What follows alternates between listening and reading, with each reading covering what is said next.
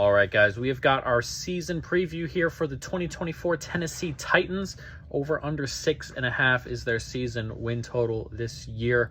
Let's jump into it. New coaching staff altogether. Brian Callahan comes in as Vrabel leaves. His offensive coordinator, Nick Foles, though Callahan's going to do most of the play calling. Denard Wilson comes in at DC as Steve Bowen goes off to the New York Giants. So, whole new coaching staff. Interesting spot here. Quarterback, Will Levis. Everyone knows about Will Levis. He's got a variety of fun traits, and he's also got a variety of traits that aren't so good. He takes a lot of sacks. Accuracy can be a little bit better. You hope it's a little bit better. I'm not a huge believer in Will Levis. I have to see it to believe it with him. So we'll see how the year goes, but I'm not a huge believer there, and I'm not so sure Will Levis is the guy here in Tennessee long term. Mason Rudolph is the backup. Decent backup. Malik Willis on there too, but the waste of a pick. Running back room. Tajay Spears, Tony Pollard, Hassan Haskins maybe, but Spears and Pollard are probably going to split reps. And they're probably not going to run the ball as much. They don't have Derrick Henry, 1, and number 2, Brian Callahan threw the ball a little bit more. With the Bengals, obviously they have Burrow, but it's just a system thing. They ran it around 300 times, so probably going to get 150 each in that area. So we'll see as we go forward, but I'm not expecting 200 carries really from either of these two, and I expect them to split as they go through. Wide receivers, interesting. There's some names here, but names that are declining. Calvin Ridley was bad last year. I know they're having a go with Will Levis. They have the rookie quarterback, so they're kind of doing what they can to get a good roster around him, but Calvin Ridley was bad last year. Don't love that contract. DeAndre Hopkins, good player, getting older. He's probably going to miss a week or two to start the season. So, you know, a decent one, too.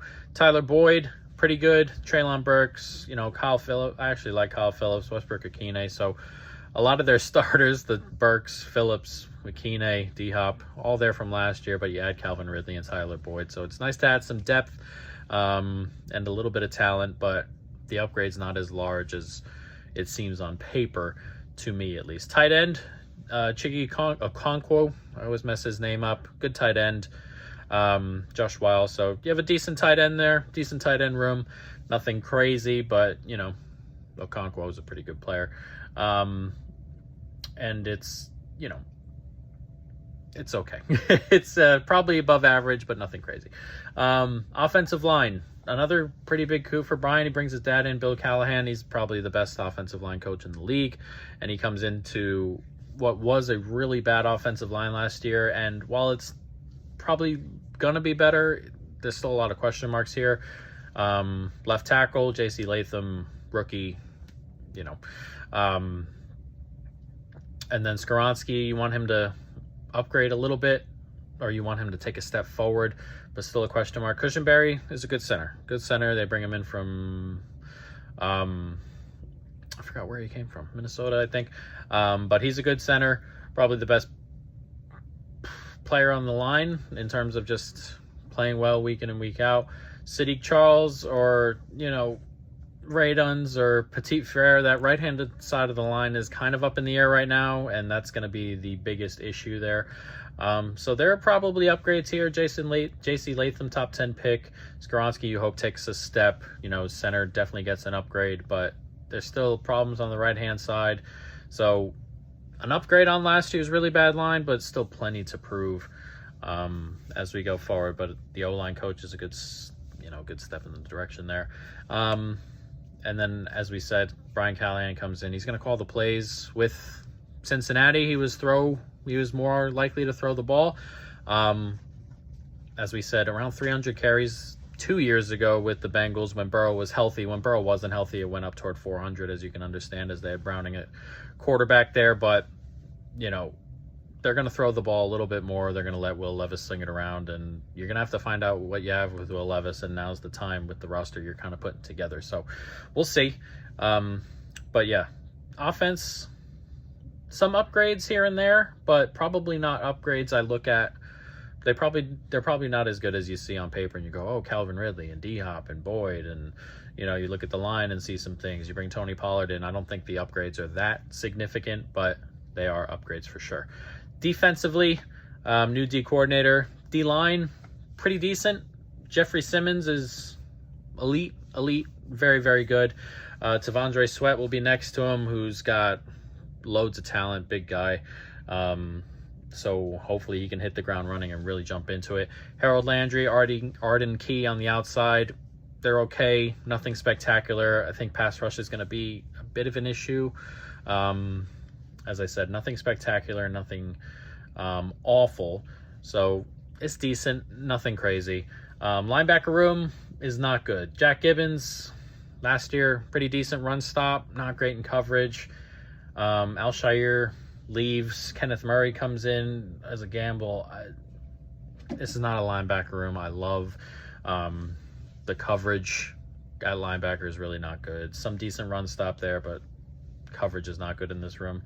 And then secondary. So this is an interesting group. They trade for L'Jarius Sneed, who's elite corner. He's probably been the best corner in the league last 2 years. Awuzie comes over from Cincinnati as well. Mercuri at the nickel is really good. So really good corners. Safeties, okay, nothing great. They just signed Quandre Diggs. Elijah Molden is probably the starter there. Amani Hooker's okay. Jamal Adams is a depth piece, I guess. I don't expect him to see a ton of the field. So safety's got some decent names, but nothing elite. But the secondary is definitely the best part of the defense. And they've talked about being more aggressive, attacking on defense. I expect to see a lot of corners on islands, whether it's heavy blitzing or, just getting into the box kind of stuff with their front seven. And the secondary's got good enough players where you can really get away with that. So an interesting defense. As I said, I don't love the D-line. It's got some decent pieces. Linebacker room, I don't love. Secondary is good. So it's an interesting defense. And again, new coach. So, again, up in the air. This whole team feels to me like up in the air. There's the variance with this team. I feel they could win 4 games. They could win 10. So it's an interesting team. Yeah, we're going to have to take it week by week. But let's look at the schedule.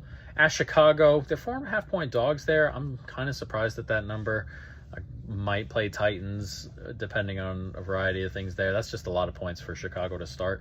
Then they go through a really tough stretch here. Jets, Green Bay at home, and then at Miami, then a bye, and then Indy, at Buffalo, at Detroit. So that is a brutal 6-game stretch. They have the bye in the middle, and then they're home to Indy. It's a division game, but that's probably their best chance for a win right there. And then New England at the Chargers, Minnesota. There are some winnable games there. At Houston, at Washington, Jacksonville, winnable, most of them. And then Cincinnati.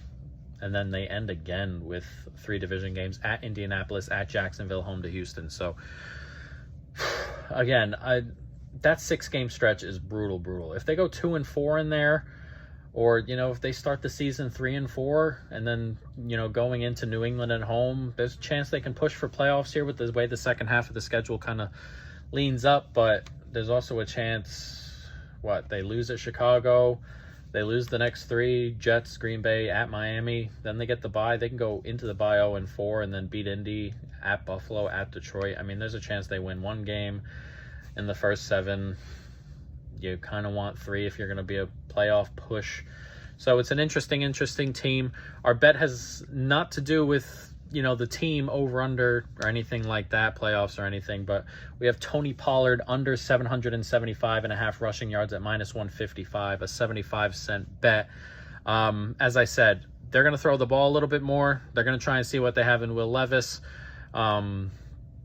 We average out like 300 carries, maybe 350 between the two. I think they're going to split. Even if we gave 200 to Pollard, he has to carry at 4 yards a carry, which isn't, crazy to get over, but it's also a new line that could be problematic. He's got, he's coming off tough injuries and stuff like that. Not necessarily injuries where you think, wow, he may get hurt again, but they are injuries, long-term injuries. So a lot of things that point to the under for me with Tony Pollard. 775.5 rushing yards is our play in the under. I think Tajay Spears is the #1 running back by the end of the season here.